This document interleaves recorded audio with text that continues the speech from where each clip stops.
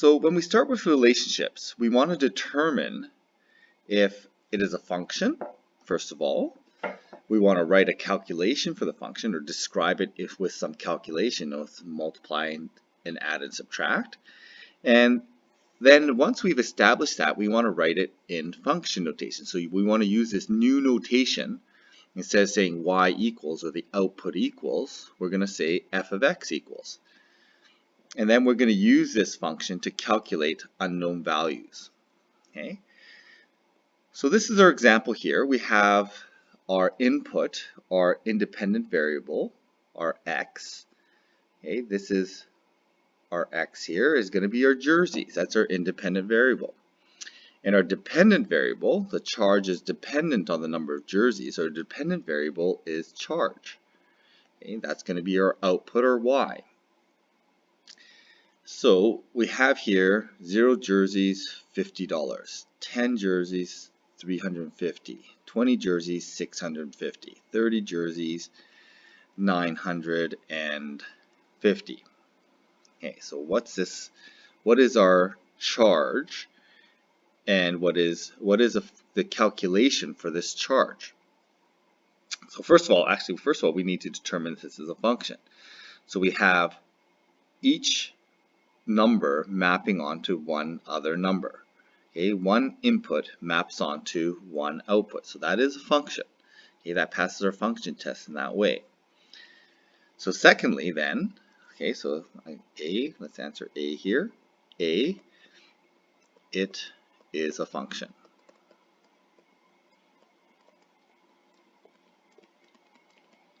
Okay, so B, we need to then establish a calculation first. So what calculation allows us to go from the input to the output? Okay, so 0, 50, 10, 350, 20, 650. And I suspect there's a times and a plus involved in here. So 0 times anything plus 50. So probably going to be plus 50. And so let's see what times 10 plus 50 equals 300. Well, that looks like 30 times 10 plus 50. 30 times 10, or 30 times 20 plus 50. 30 times 30 times plus 50. So it looks like our calculation for our y is going to be, we're going to times our input by 30, and then we're going to add 50. Now that's not an easy function to determine, okay, but it looks like it's going up. Everything is going up proportionally. Okay, so we have plus 10. This is plus 300. Here we have plus 10 plus 300. Okay, so that ratio of 10 to 300, or 30 to 1, is a good way to recognize multiplication.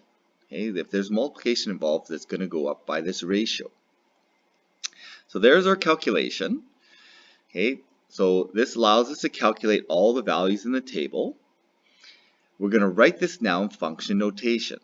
So this is a new part. So instead of using y equals, we're going to use f of x. We can use any letter we want. So we can use f of x, and in this case, maybe we could use c as a function of x. Okay, so C represents a charge, and that's our function notation. Again, I want to reiterate, this does not mean c times x.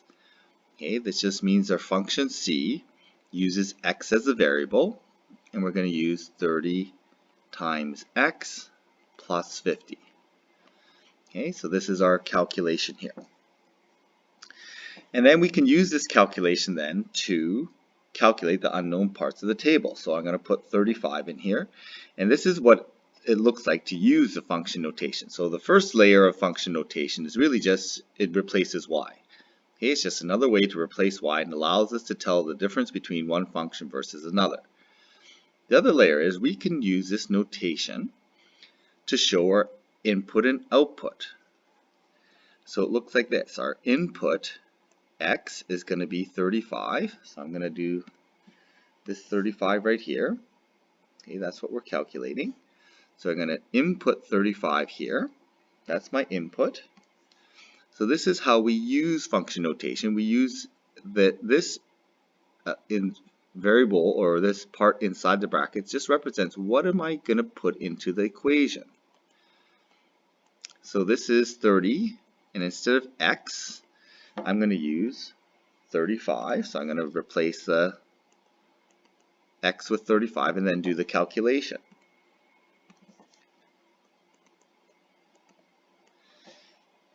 So when I do this, I get 30 times 35.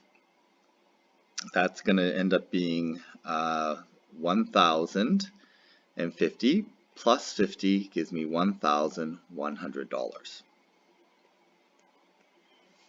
Okay, so that's going to be our charge is $1,100 is going to be the charge, and that's going to be our y. And this then shows us our input and output in the same equation. Okay, so this is my input, or my x. Here is my output here. This represents that answer to C is going to be my output, or y.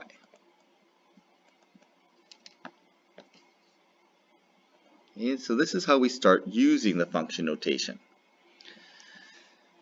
So this is what we're going to focus on today. We're going to first of all make sure we identify functions like we did last day, but we're going to come up with these equations and we're going to write them in function notation. And then we're going to use this function notation to show how we show what parts are the input and outputs of this expression.